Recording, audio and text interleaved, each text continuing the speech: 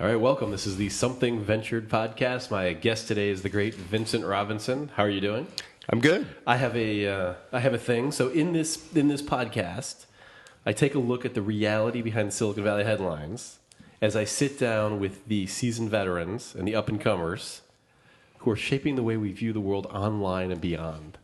Wow. A friend of mine wrote that in L.A. He's it's fantastic. He's like a showrunner, like guys who produce shows and shit like that. And he his show just premiered last night. It's called OMG EMT. It's like a cops for like all the crazy shit that like EMTs experience. But anyway, so Vince grew up on the mean streets of Erie, Pennsylvania. They're meaner now. That's a crappy story. They were really rough back then. Made his way to Stanford as an undergrad and graduate, right? I did. And went to Goldman Sachs along the way. I did. Worked at Goldman Sachs. I did. Holy crap, those guys scare me. I read that Michael Lewis book, Flash Boys, which I know you have no interest in. But at one point, Goldman Sachs, some poor Russian guy comes in. Have you heard the story? He comes in and leaves Goldman Sachs. And he takes some stuff with him that's like code, but it's like it was in his brain. It was just ridiculous. Like it was an open source code.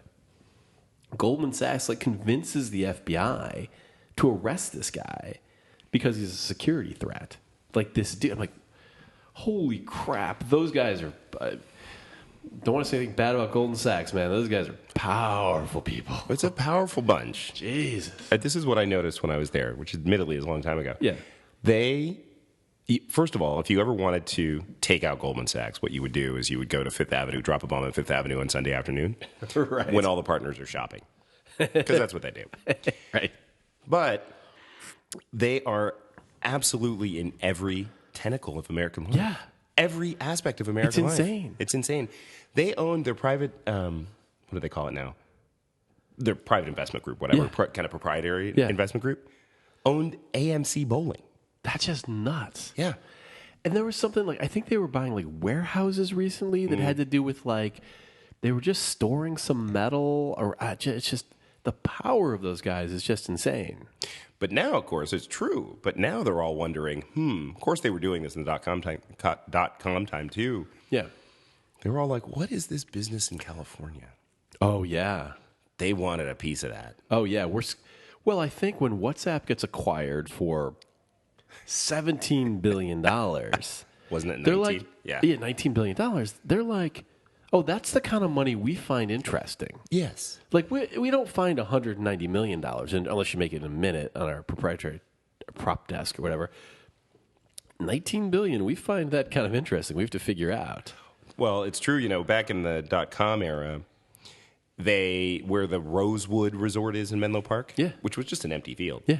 That's where the Goldman office was, overlooking said field. Oh, no kidding. And they closed it, which I always found quite curious. That is interesting. Because they were right there. They had a beachhead right there. Yeah, well, so Goldman Sachs has turned its gaze to the West. So has the New York Times, by the way. We were talking about this earlier. The New York press. I love New York, but apparently nothing's happening in New York because all their press can cover is Silicon Valley and its problems. This week, so I've made fun on this podcast of like it's the gift that keeps on giving. It's happened 2 or 3 times. This past week, as only New York can do, Oakland is the new Brooklyn. Yes. Which Brooklyn by the Bay, which they coined themselves, apparently. Yeah, wow, genius. People have been calling it that for at least 3 years, but that's all right. Brooklyn from the Baghdad by the Bay. Yeah, exactly. The whole thing. I didn't read the article. Like, was it? Are they pickling things in Oakland? What's going on? Well, it's turning into a little bit of Portland. Oh boy, a little bit. Yeah. So there's lots of kale floating around and gluten-free days. But the good news is there are black people there in Oakland, so it doesn't go too far too fast. Yeah. But it's it's of concern now. Yeah, because we liked kale back when it was called collard greens, right? That's right. Yeah. So it's changing. Oakland is, and there's plenty of room for improvement in Oakland. I think Oakland's a lovely place. Like I first of all, I like I went to school in Chicago, worked in Chicago. I like the ethnic mix of Oakland. Yeah. I like the ethnic mix of San Francisco too, but it's decidedly not African American or black, right? Like no, it's not San Francisco. No, San Francisco isn't. It's like Asians and white people, basically, and the Latino crowd, and Latino, of course. Oakland just seems like a lovely place. Yeah, It is. It's much more integrated than San Francisco is. San Francisco is still fairly segregated. Not segregated. Yeah. But Oakland's much more block by block, more integrated. Yeah. So you don't... the New York perving on us has just been like a... It's fun. There was one last week that was... I can only call it like preemptive schadenfreude. The bubble hasn't burst yet, so they had to write an article, the financial bubble, about what would happen if the bubble burst. Like, they're so excited for it not to work out for us. Now, what happened when the bubble burst in New York? Because it happened. Yeah, I know. Too. No, they went after people for buying condos and drinking green juice. And and electric cars. Like, they're making fun of people. I was like, well, they buy condos in New York, too, I think. They just call them something else. Yeah, co-ops that are 3x the price of San Francisco and Oakland. Yeah, the green juice is just good for you, and the electric cars, that's just for the environment, right? Well, they've never liked the green juice thing. I don't know. Food's better here anyway. Yeah, we grow it all here. Like, what the hell? Exactly. So I don't get it. But yeah, we're getting a little creeped out in New York. Like, leave us alone. Leave us alone. Man, we got one thing, and you got to take it from us. Well, they don't like that, the New Yorkers. They clearly don't. They don't. I sat down with the guy who worked for New York Magazine, and he brought up, like, very quickly, like, there's 5 billionaires in San Francisco, but there's 53 in New York. Like, he had that number very handy. It was crazy. Well, 5 billion in a city of 800,000 versus 53 in a city of 8 million. I didn't clearly this was an issue for him. I was like, oh shit, well, odds are pretty good here. Yeah, and they've got all the old, the Saudi billionaires and all that kind of stuff. Well, they do, and the oligarchs and all that. Yeah, that's who's there. Yeah, exactly. So I'm like, all right, that's the thing.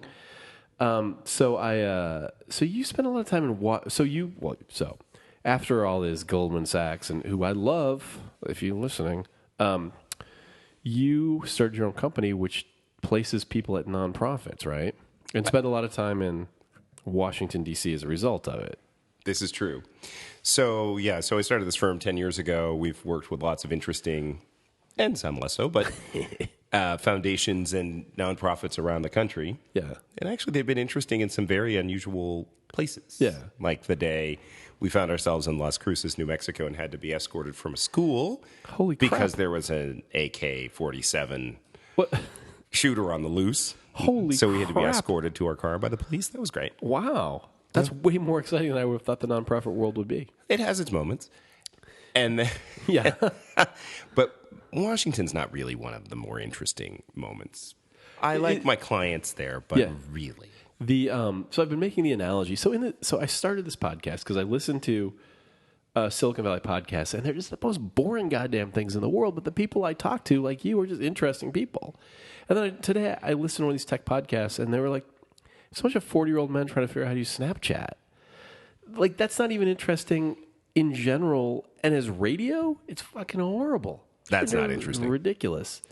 So I've been making this analogy of, it all goes back to Game of Thrones, where Silicon Valley is like this capital city where people are screwing each other and they're fighting for power.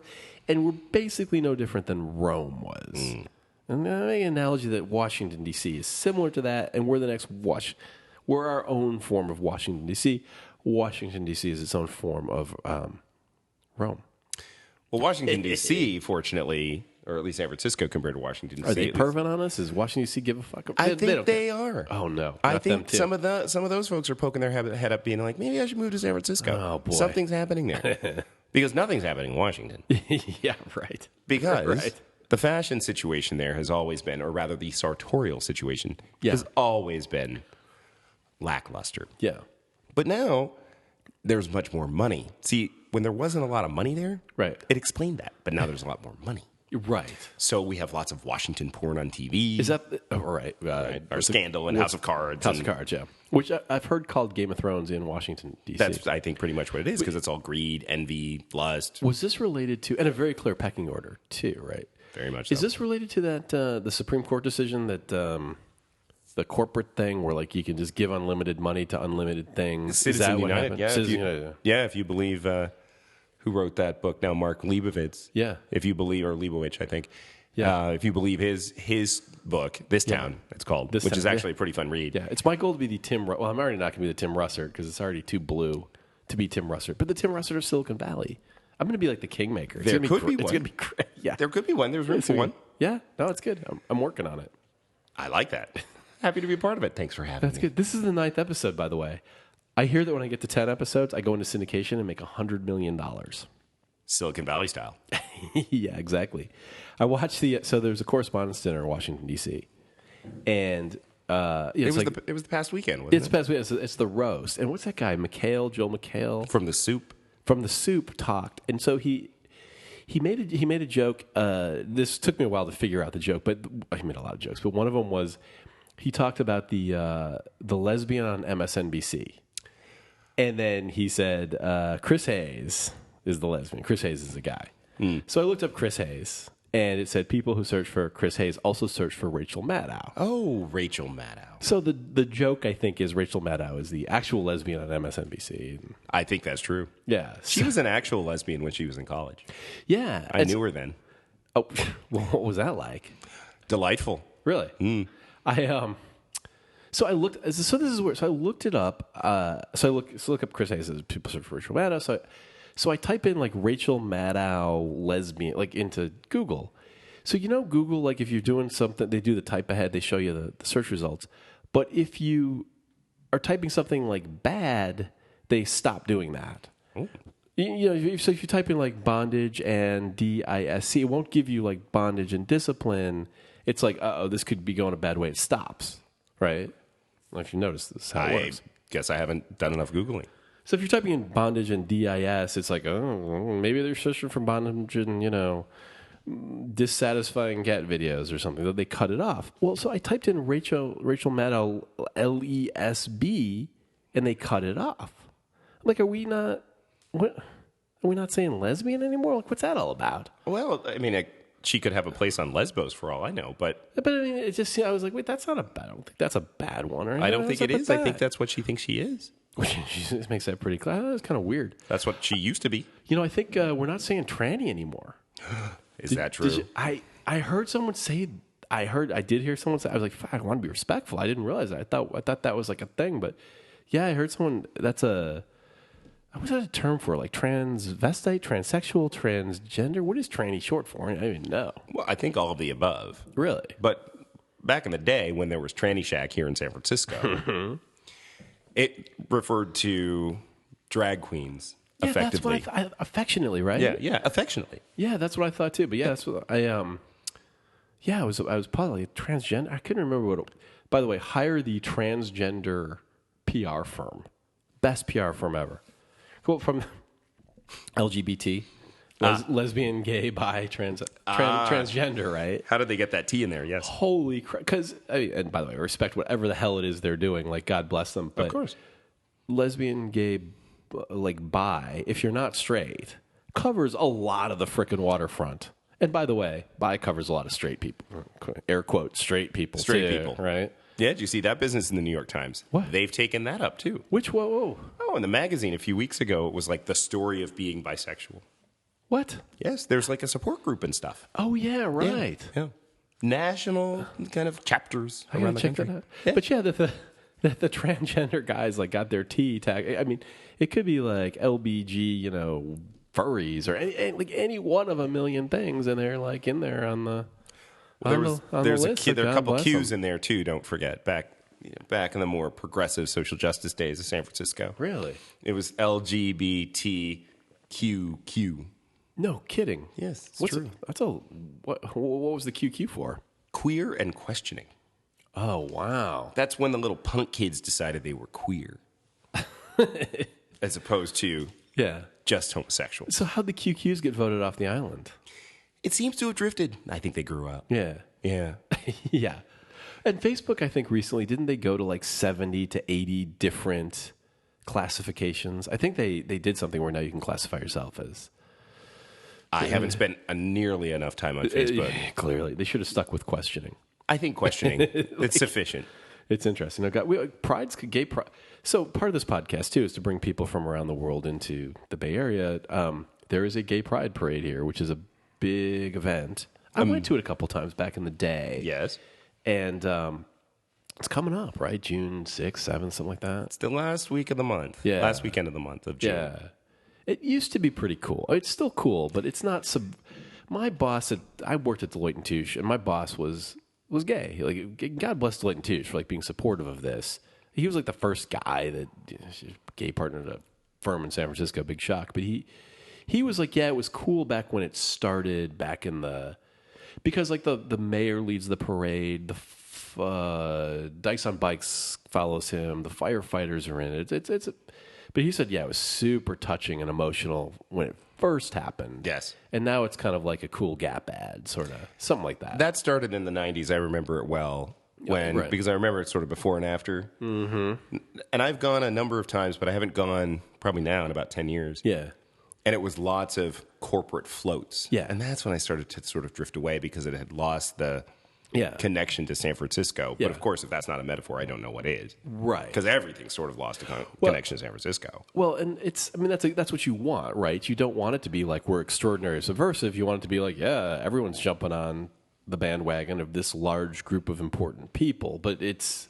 I guess that is what we want. Yeah, you don't want the Gap to be not showing up or whatever it is, but do we want... But then San Francisco has always been this sort of countercultural place. It's true, but nostalgia for the old San Francisco is like, it just seems we're always nostalgic. I'm prone to nostalgia myself. Like, I think Herb Cain's San Francisco sounded lovely. Like, I wept openly when he died. It was a sad thing, right? Herb Cain, for those of you who don't know, he was a columnist who wrote for the San Francisco Chronicle these little tidbits about San Francisco. ... He would, and it would just be little vignettes from around San Francisco. And then in the 60s, when the troublemakers were the hippies, right? He ended up being a pretty tolerant guy. Mm-hmm. Like, he thought that he's like, they're okay. Mm-hmm. And he was from a world of 3-piece suits and 3 martini lunches and power lunches and all that kind of thing. It was sad. There's a book called Cool Gray's City of Love. It's a book, which is it's not Herb Cain. It's somebody like that. Writing about San Francisco, and it's a great book. It's kind of an amazing city, kind of an amazing place. It is an amazing place, and you never know quite. One of the things I like about this place so much is you never quite know who you're going to meet. Yeah, that's right. You meet people who aren't like people from other places. Yeah, that's right. But most of them have come from other places. Well, and you end up. the Ben Stein has that thing where he says, "Look, the people who live in the East Coast of the United States are the descendants who came from the people who couldn't be in England anymore." And the people who couldn't stand New York are the people who moved further west. And the people who ended up on the West Coast ran out of places to go. So they went up into, this is where it gets a little heavy, but went up into their imaginations. And that's what Hollywood is. And that's what Silicon Valley are. It's the most sort of, I need to move on to something else, people moving on up into their heads. Mm-hmm. So that's one of the things I always liked about living here. Because, I've been here like 25 years. Yeah, that's right. And one of the things I liked about it is you could just sort of reinvent yourself constantly. Yeah. That sounds, it sounds like my personal brand. But yeah, if you don't really want to do this anymore, do something else. Yeah, that's right. It's LA's got that too a little bit. You can definitely reinvent your story. But yeah, San Francisco, I moved here, it was the late 90s. Like, there were dark times here. Like, right before that, my gay boss at Leighton Touche, he was like, yeah, at that time...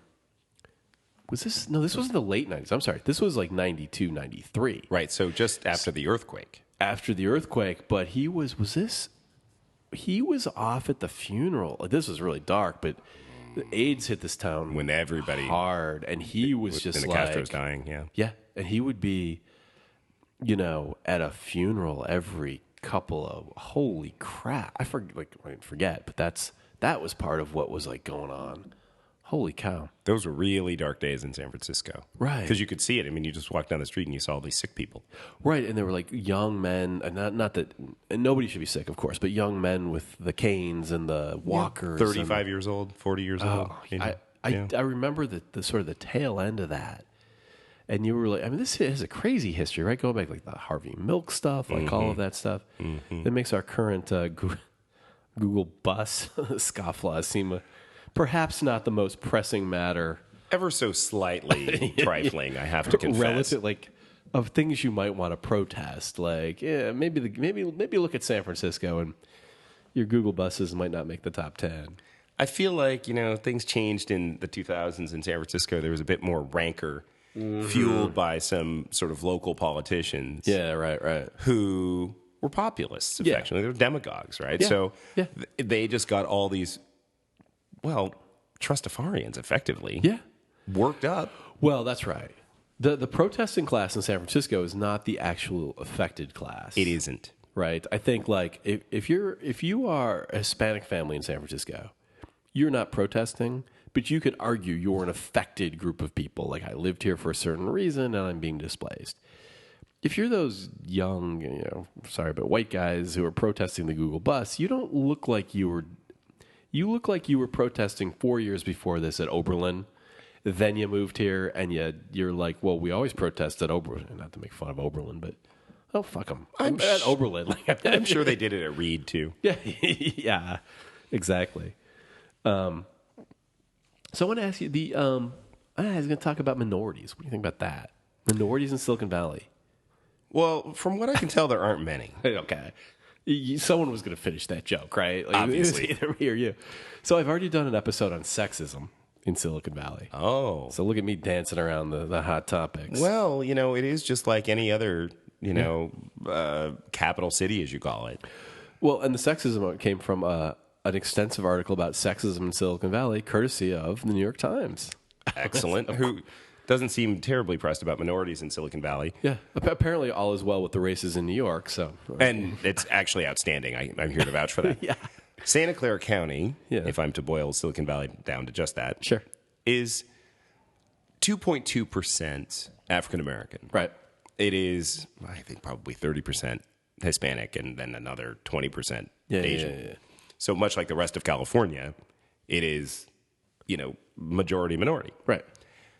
In Silicon Valley, however, what we talk about as Silicon Valley and the industry Right. of Silicon Valley doesn't really look like that. It Not- doesn't really not look even like close. that. No. It's a bunch of guys who I'm not that African American. Is it African Americans, black? Like what is it? I use them interchangeably, Okay. but I tend to use black when I'm around black people. Okay. So I should use, being a white people, I should use the African American. So this is ridiculous, right? But what sounds racist to me is the plural of blacks. Sounds racist. It does to me too. I don't use it. You see it in the New York Times, like blacks more likely to live in Oakland than San Francisco. You do. It just sounds racist. It's no different from just the first word, black, right? Liberals. Yeah, it's crazy. I don't know. Not that I'm not one, but African American. And is there am I getting that wrong? Where someone's like, dude, I'm black, but I'm from like Colombia. Like, am I being a weird like anti-African American racist?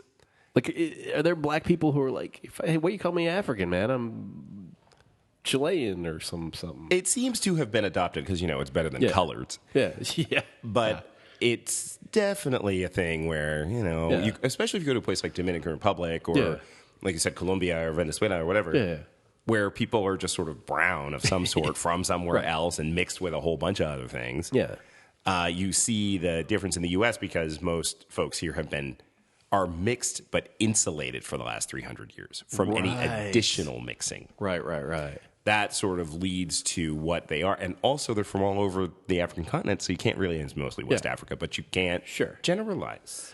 So 100 years from now, it's going to be like Guy Fawkes Day, right? Like everyone's going to kind of look vaguely brown and probably like. Although by then I'm sure like we'll have developed a very nuanced sense of how brown, and we'll still figure out some racism somewhere in the U.S. Probably. Yeah. We like that. What's up with that? You were just in Europe, right? Are there not the same thing there? Or? No, not really. Why? Like the Canadians aren't like that either. What's our thing? Like, is it just our thing? It's our thing. It's been our thing the whole time. My friend Adam Goodhart wrote a book. I think it's called 1861, a sort of sesquicentennial of the start of the Civil War, and it's a rather long and involved book, actually. Yeah. But one passage from it was he was talking about something, and he's like, and this wouldn't be the first or the last time that race was manipulated. Yeah. In the interest of capitalism and the Republic. That's fairly true. So I was hoping to come on this podcast and announce that the end of racism in Silicon Valley had occurred yesterday at 2 p.m. Ooh. But apparently that's not the case. I think it hasn't. Are minorities, so what is the, African Americans in Silicon Valley. Something just came out. It was like something under something, African Americans in Silicon Valley. the top 50 most important ones or something like that. I think it was 40. 40. Okay. A large percentage of them, 25% or 30%, that's probably not exactly right, were not entrepreneurs. They were venture capitalists. They were bankers. What is the path from, like, say, Erie, Pennsylvania, or from any point of the compass, if you're an African-American kid, to, like, Silicon Valley? Like, okay, you're at Stanford, you've won, right? You're winning life. What is the path that takes you into either Silicon Valley or over to Goldman Sachs? Or, why isn't Mark Zuckerberg like an African-American guy? Like, what's. Well, there's a lot in there, but I think in the main, you don't. So risk becomes, so your parents, right? Yeah. You're like 40 years old and your parents are like, or 30 or 25 for that matter. And your parents are like, go get a responsible, reliable job. Yeah. In fact, when my relatives, which is how I ended up here, moved to California in 1969, my cousin, who is long passed away now, got a job. He was working at General Electric in Cleveland. Sure. As an engineer, whatever. Yep. And he got a job with a company that no one had ever heard of, and he was moving to California. Family thought he was completely out of his mind. Right. And this company, who's ever heard of this company? What is this company? What the hell is this company? Yeah. Well, it's a company called Hewlett-Packard. Right. Which had been around for a while, actually, in 1969. Anyway. And they'd heard of neither Hewlett nor Packard in Erie, Pennsylvania, I assume. That's exactly right. Yeah, or right. Cleveland, Ohio. Yeah, right, they right. had heard of General Electric That's right. and Ford Motor Company and General Motors, et cetera, et cetera. So there's still some of that. Make sure that there's stability. And so the risk profile is quite different. So I don't see. I went to a wedding. I think I told you about this. I went to a wedding, and it was wonderful. It was sort of a Stanford reunion. Yeah. Of all these great people, so many black people there. Yeah. That my date, a white woman at the wedding, said, "I didn't know that Stanford was a black school." Wow. I didn't either. Yeah. Just like Bill Clinton being the first black president, right? It's like that. Yeah. One of the 100 or so people there, one person other than me had started a company. Really? Everybody else had very impressive posts. Yeah. At very impressive brand name companies. Yeah. But no one had started anything resembling a business. Yeah. So why? What? Like, what's the, like, why not? Like, you're at Stanford, like, go start a damn business. Like, what's the, like Mark Zuckerberg, like the Snapchat kiddies, like what's the thing? I just think it's a sense, I think it's two things. I think it's a sense of sort of risk from, or risk aversion from growing up, wherever you grow up, even if you're fairly affluent growing up, which does happen, right? Yeah. So I think that's the first thing. That it's sort of in your bones where you just are, worried about that. The other thing I think, though, is you look around and you see success. Yeah. And you see who's successful and where the capital flows to, for example, to whom it flows. And you say, oh, I don't know if I can raise the money. I don't know if I think there's doubt that creeps in. So a friend of mine who, smart guy, went to the Naval Academy, went to Harvard Business School, is fluent in Portuguese and French in addition to English. He grew up in the Midwest. He said, I don't know if I can start a company. I really want to, and we have this really good idea, tech company, with some partner, some friend of his. Yeah. And I said, you don't think you can do it? He said, I just am not sure. So it was New Year's Eve, and to be fair, I'd had a few drinks. Yeah. And by the way, date that guy. Like, what's it, the Portuguese and the whole thing? Like, this, you just like described like one of the best dating profiles I've heard in the snapped up by his girlfriend, who is fabulous. Yeah, okay. Yeah. Who lives in Paris? Who's from Paris, or not from Paris, but lives in Paris, the whole bit. Yeah. And works in fashion, and so now, of course, all of his friends are these fabulous gay men who are running around in Paris with their scarves. Of course. To which I said, listen, if you can get dolled up and throw a scarf around your neck to go out with a bunch of faggots, because what you'd really rather be doing is watching a Chiefs game, right. I'm sure you can start a company. Yeah. Yes. Sometimes people just need to hear it like that. Yeah, I think that's right. Yeah. I mean, it sounds a bit like, one of the things, maybe you said this, or maybe I'm interpreting this, that you've gone through a lot in life. It's just been difficult. Like, everything's not just set up for you. And Goldman Sachs says, hey, we're going to pay you, I keep using Goldman Sachs, Morgan Stanley, whoever, says, we're going to pay you $1 million a year. You're like, yeah, I'm going to take the $1 million a year and not mess around. Like, that's pretty good. And maybe if you're Mark Zuckerberg, not to pick on him, but your life is such a, like, look, your worst case scenario, if you fail, is what? You inherit a ton of money, you go work at the nicest law firm, tech firm in the world. Like, you don't think in terms of like, oh, things can be bad. You're just like, I'll be fine. So you walk out on the tightrope in a way that if you've been through something in life, you're like, yeah, maybe I'm not walking out on that. Yeah. I'll take the $1 million. Thank you. Thank you very much. That's right. I mean, because if you have lived with any sort of want or have some sense of want around you, that it was a struggle to get you through school for your parents, or it was a struggle to just sort of make ends meet. Yeah. You're like, and somebody's dangling $1 million, or for that matter, $250,000 a year in my face. Yeah. Really? Why wouldn't I take that? Yeah. And it worries me, actually. Really? Why? It does worry me because I see I do see other ethnic groups, not necessarily successful in Silicon Valley, successful in tech, but as entrepreneurs, you see a good bit more of that. Certainly some in Silicon Valley, but you see somebody who just emigrated from wherever, be it South America or Asia or Central America or Asia. Right. They open a store. Right. And the next thing you know, they have 4 stores. Yeah. No, we saw this on the Jeffersons. We did, but we haven't seen that in a while. Not that crowd. I guess that's true, right? Yeah, no. Well, there's okay. So the African American entrepreneurs, there's a huge ad agency, Burrell, something like that. Oh, Burrell, yeah. Mm-hmm. There's franchisees, like there's guys who own huge tracts of things, right? That's still risk though, because it's something set up for them. They just have capital.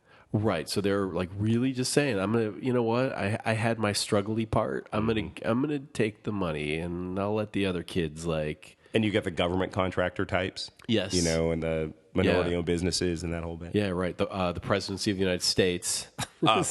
Apparently one. Safe government job. It's a good job. Well, apparently. It seems like, as The Onion said, black man gets worst job in America. I mean, Oh, man. Yeah, that McHale, it's funny, that McHale speech, he made a whole bunch of, like, it's so awkward because those guys they don't have a huge sense of humor in Washington. So he said a lot of funny stuff, but it was the expense of other people in the room, so they couldn't really laugh as hard as they should. Like, he made the joke about how, Hillary Clinton's a woman, so if she's president, you get to pay her 30% less, and that's like a big savings, like that kind of thing. Like, can I clap for this? Because it's like obviously. So there was just nervous titters around the room. Is that the idea?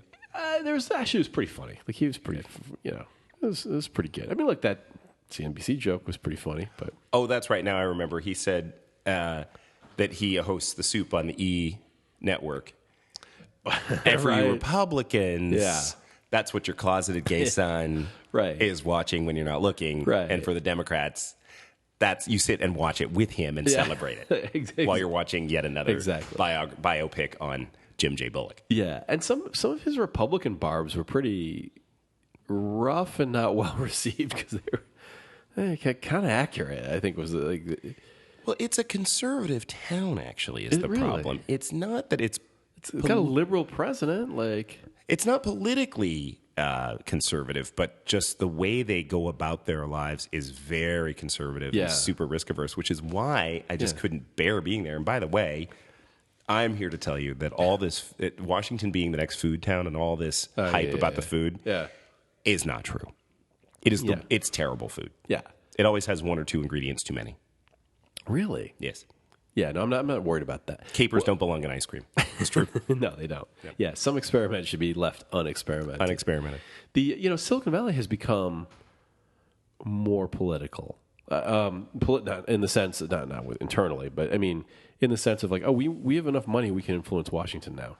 True. And we're sending our winged monkeys to Washington to support our various causes.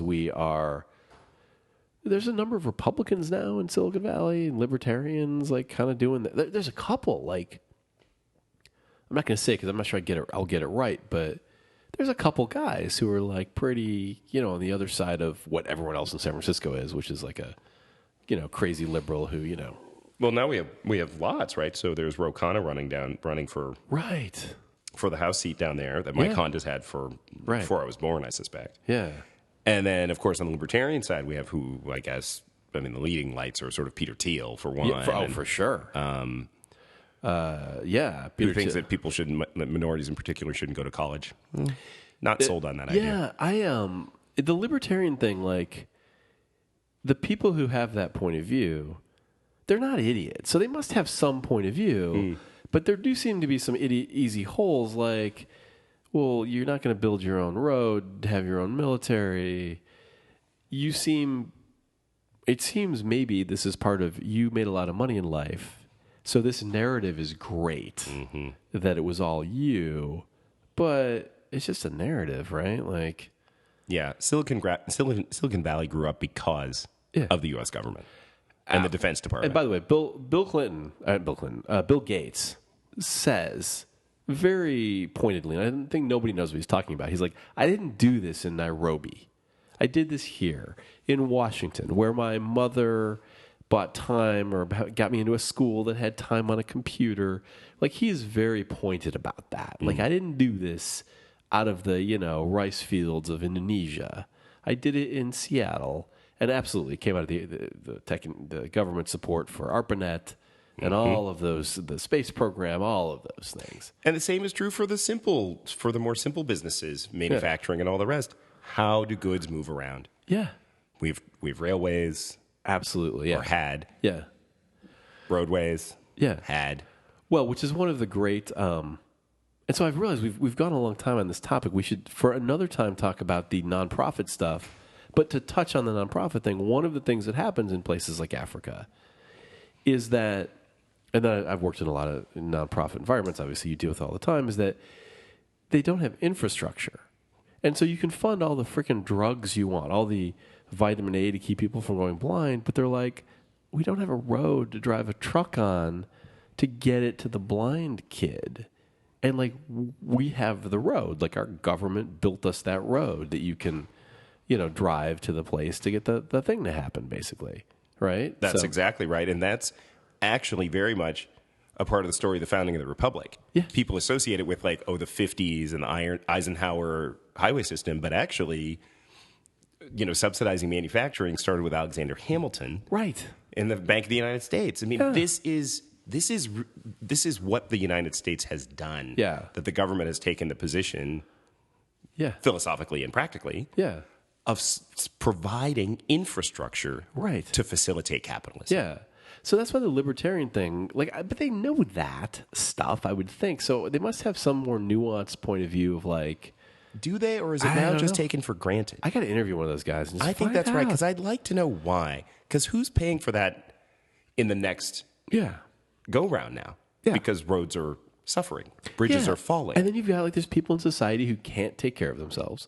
God forbid you become one of those people, but you might be. Well, they probably think they'll never become one of those people, I guess. But of course, there's the famous thought experiment. Like, if you were to create you're going to be born into a society. You don't know if you'll be rich or poor. How do you create the society that you want to be born into? And it doesn't seem maybe you'd go libertarian if you just thought you were going to win no matter what. But it's interesting. I don't know. Well, because of course you don't know what skills and abilities you're going to be endowed with. So it's it's something I can't quite understand, because otherwise, in that scheme, there's no reason for a social contract.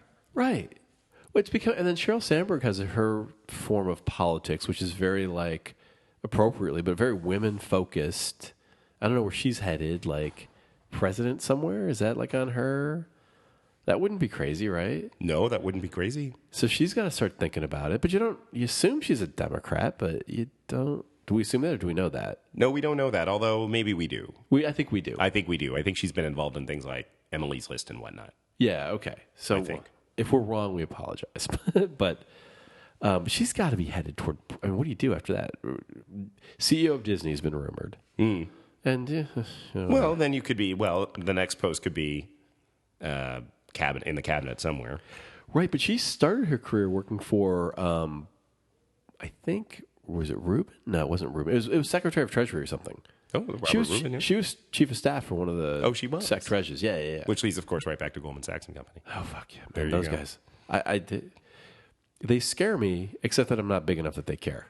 If I'm ever big enough that they care, I'm like, Jesus. So to bring home our spirited discussion on minorities in Silicon Valley.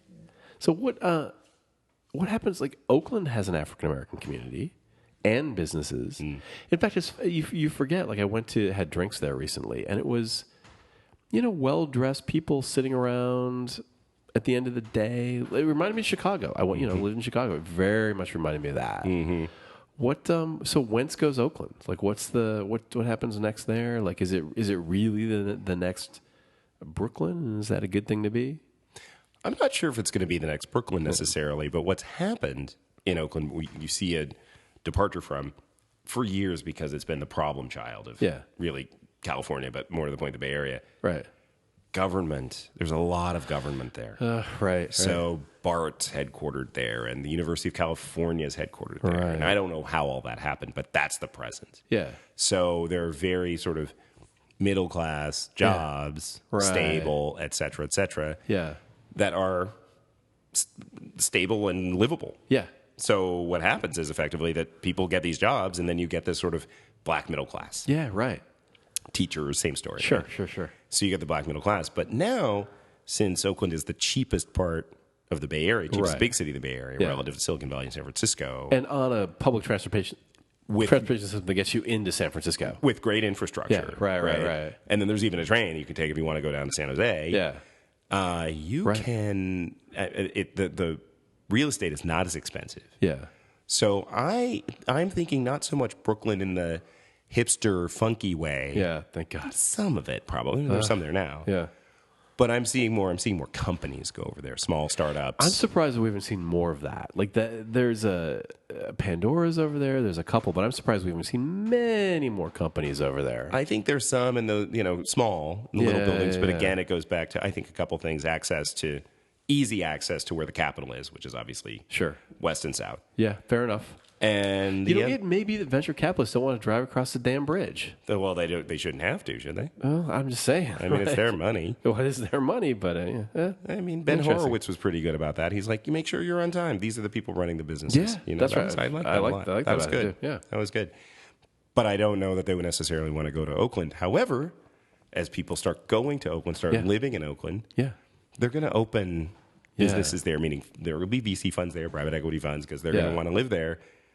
Not because they can't live in San Francisco or Marin, but because now it's a fashionable thing to do.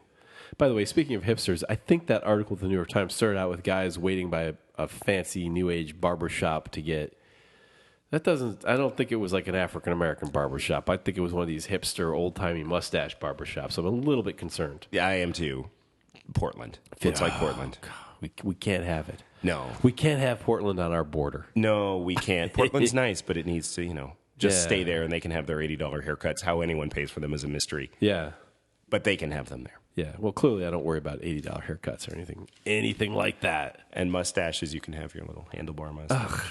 Ugh, that just drives me nuts. And a monocle. I think you need a monocle. I don't need a monocle. I don't need Portland. I like the show Portlandia, but I kind of don't because I watch it. I'm like, no, that's how it is. That is actually how That's not actually like, it's kind of satire. And it's kind of like, that could be like a live cam. Like a doc film, yeah. So, well, this has been great. We should, what a great conversation. I'm looking forward to the next one. We should, so the company you start, so much about, I want to talk about nonprofits in the Bay Area and what people are doing with their money and how it flows through foundations. But we've covered a bunch of gay stuff, a bunch of minority stuff. Like, that's probably enough for one thing, right? Probably. All right. I'll be better prepared for the nonprofit talk. Oh, I thought we were well prepared for this one. Well, I appreciate that. So, all right. Well, so this is Vince Robinson is my great friend and has been great on this podcast. And this has been the Something Ventured podcast. Thank you guys so much for listening.